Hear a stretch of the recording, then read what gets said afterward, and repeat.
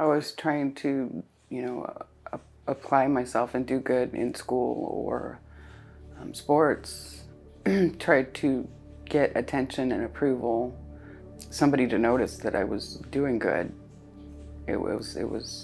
I didn't feel like I ever belonged anywhere. Not in family was not close. It was occasions where there was holidays and it's a house full of people that are your cousins and aunts and uncles, and it was just a house full of strangers.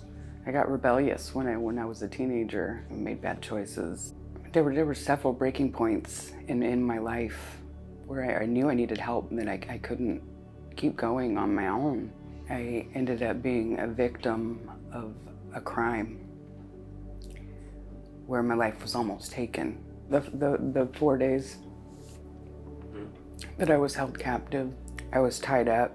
He told me over and over that I was stupid and that he had learned everything he needed to know to be able to do what he was doing to me. He'd done it before and he was gonna kill me. And he told me who he was gonna go kill next. He would laugh. He had me tied up with my hands and my feet behind my back on my belly on the floor. And he would parade around the room and laugh and couldn't decide which way would be more fun. After the day that I called on God to either take me or show me a way out, I remember being on my feet. There were passers-by on the road that we were walking up and down, honking their horns because he'd shoved me down again outside in front of people by traffic. And they were telling him to leave me alone. And he was screaming back at them to mind their own business.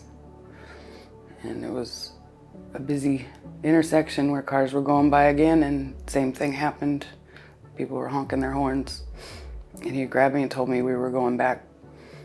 And he was gonna finish it, that I was making too much attention, and started walking in the direction that he told me to go, and he was behind me, and I was turning to see if he was still there and couldn't see him anywhere, but I kept walking. And that was when the officer hollered at me to turn around and come back, and that was the point to where I was rescued. So I started to go home and knew I wasn't gonna make it, and they had driven off at that point.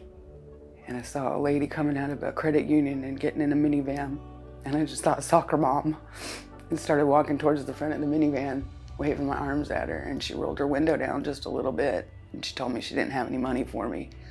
So I pulled my mask and my sunglasses back off. I said, I don't need money, I need an ambulance. And I begged her to sit there with me until the ambulance got there. And she didn't leave. She didn't get out of her car, but she didn't leave me.